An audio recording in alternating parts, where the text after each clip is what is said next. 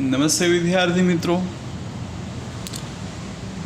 હું આકાશ ચૌહાણ ધોરણ 11ના અર્થશાસ્ત્ર વિષયનો પાઠ 6 બજાર સાથે હાજર છું. મિત્રો, આપણે ગયા વિડીયોમાં બજારની પ્રાથમિક માહિતી ચર્ચી કે જેમાં આપણે બજાર શું છે એટલે કે બજારનો અર્થ જોયો અને સાથે જ બજારના ઘટકો અથવા તો એના લક્ષણો શું છે.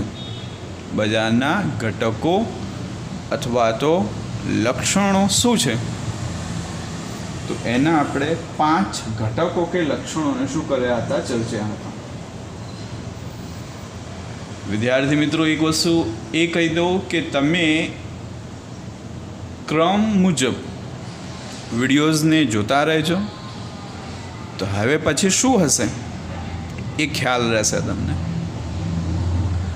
કહેવાનો મારો તાત્પર્ય એ કે વિડીયો સ્કીપ નહીં કરતા. ઓકે, ચાલો, સમય નથી બગાડતો, આપણે એક નવો જ મુદ્દો શરૂ કરીએ. આજે મુદ્દો શું છે, પ્રશ્ન શું છે, તો એ છે બજારનું વર્ગીકરણ જણાવો. જો બે રીતે તમને આ મુદ્દો પૂછાય, પ્રશ્ન પૂછાય બજારનું વર્ગીકરણ જણાવો, અથવા તો પછી બજારના પ્રકારો જણાવો કે ચર્ચો. બજારનું વર્ગીકરણ શબ્દ વાપરે કે બજારના પ્રકારો શબ્દ વાપરે, બેઉનો જવાબ એક જ આવશે. હા, આ જ વસ્તુ તમને ટૂંકમાં પણ હોઈ શકે પૂછાતી. તો વિધિસર હવે આને આપણે જોઈશું. તો જુઓ, બજારનો વર્ગીકરણ શબ્દ વાપરે છે કે પ્રકારો શબ્દ વાપરે છે, તો અહીંયા જે મેં તમને ચાર્ટ દોરેલો છે એ ચાર્ટ મુજબ તમારે એને યાદ રાખવું. મુખ્યત્વે 3 જ પ્રકાર પડે. એક, સ્થાન આધારિત બજાર. 2, જથ્થા આધારિત બજાર. અને 3, હરીફાઈ આધારિત બજાર. ઓકે, જો મુખ્યત્વે કેટલા પ્રકાર પડે છે અથવા તો કઈ બાબતને આધારે પડે છે એવો શબ્દ વાપરે તો 3 બાબતને આધારે સ્થાન, જથ્થો અને હરીફાઈ. ઓકે, તો હવે આપણે એમાં એક એક કરીને એને વિગતવાર જોઈએ. પહેલું છે સ્થાન આધારિત બજાર. મતલબ કે બજારનું લોકેશન કેવું છે, ક્યાં છે તે, તો એને આધારે આપણે પાછા 1 સ્થાનિક, 2 પ્રાદેશિક, 3 રાષ્ટ્રીય અને 4 આંતરરાષ્ટ્રીય એમ સ્થાન આધારિત પાછા શું કર્યા, 4 પેટા મુદ્દામાં રજૂ કર્યા એને. તો બસ હવે આપણે એને પણ પાછું વિગતવાર જોઈએ. માની લો કે સ્થાન આધારિત તમને અલગથી પ્રશ્ન પૂછે છે કે સ્થાન આધારિત બજારને ચર્ચો. તેમાં તમારે આ જે 4 નામ છે એને લખવા અને પછી એને એક એક કરીને શું કરવા, સમજાવવા ક્રમ મુજબ. તો પહેલું સાંભળજો એમાં મિત્રો, સ્થાનિક બજાર. શું છે સ્થાનિક બજાર? તો સાંભળો, એક એવું બજાર કે જે નિશ્ચિત સ્થાન પૂરતું જ મર્યાદિત હોય. એક ઉદાહરણ આપી દઉં તમને કે માની લો કે તમે જે વિસ્તારમાં રહેતા હોવ છો તો એ વિસ્તારમાં જે બજાર ભરાય એ વિસ્તાર પૂરતું જ જાણીતું છે મિત્રો. એ વિસ્તાર પૂરતું જ જાણીતું છે મિત્રો. તો એવું બજાર એ આપણા માટે શું છે, સ્થાનિક બજાર છે. એ આપણા માટે શું છે, સ્થાનિક બજાર છે.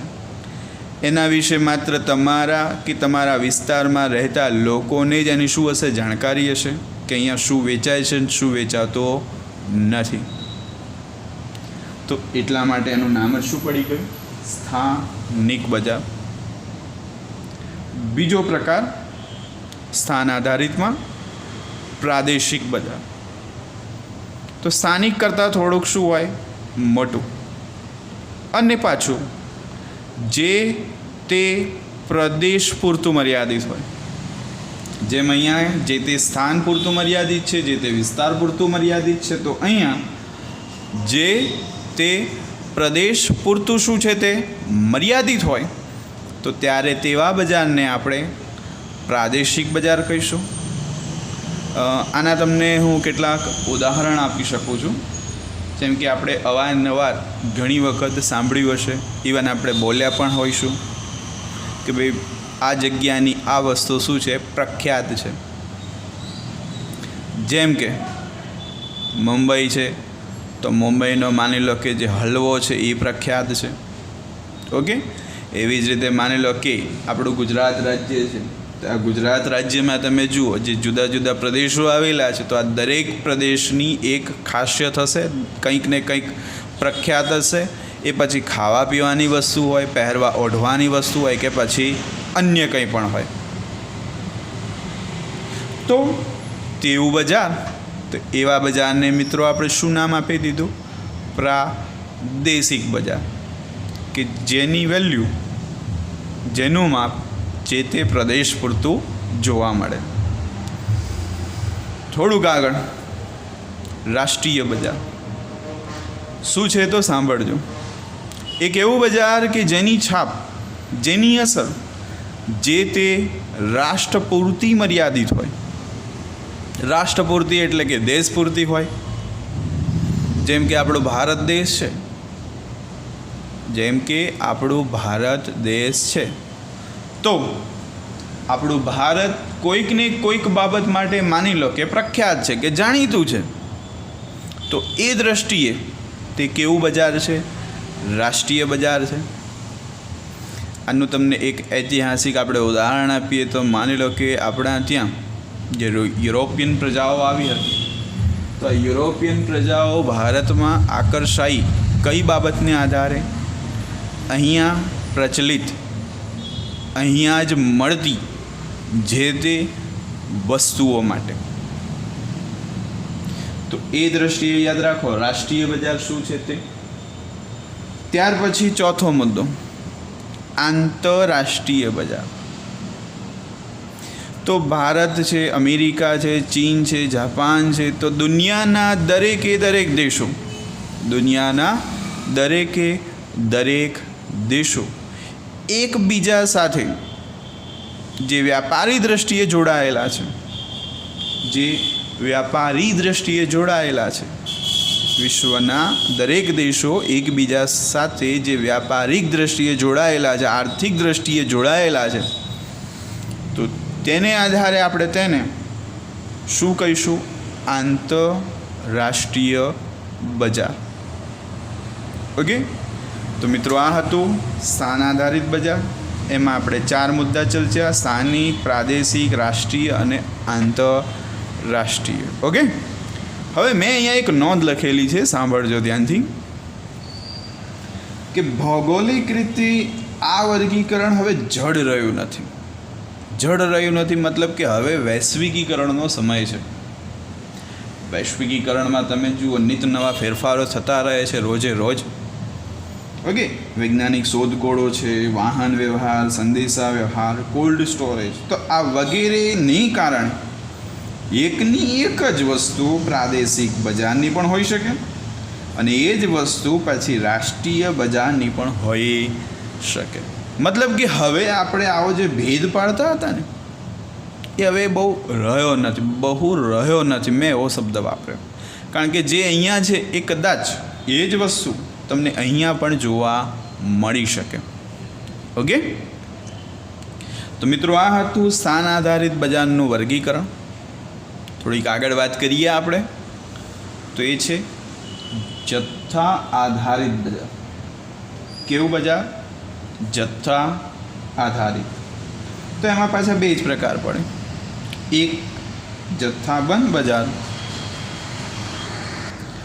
એક જથ્થાબંધ બજાર, અને બીજું છે છૂટક બજાર. આને તો બહુ સરળ રીતે તમે સમજી શકો એમ છો.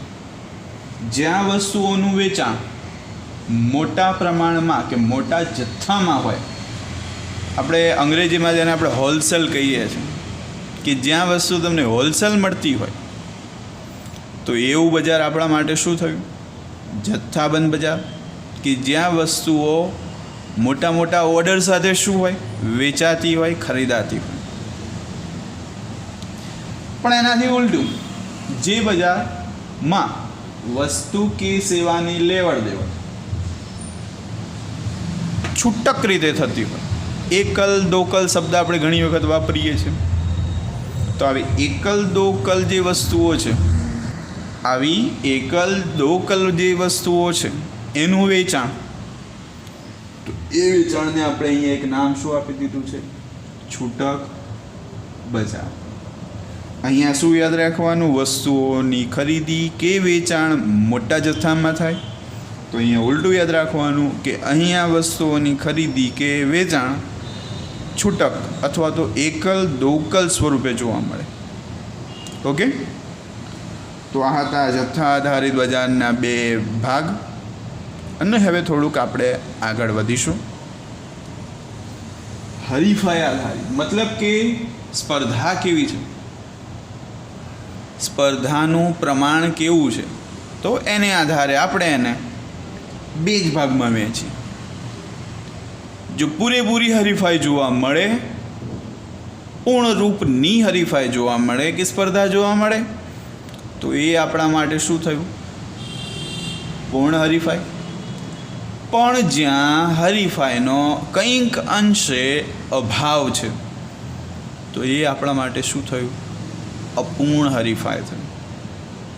સ્પર્ધાનું પ્રમાણ પૂર્ણ સ્વરૂપનું છે તો પૂર્ણ, અને એનો જો અભાવ છે તો એ શું થયું?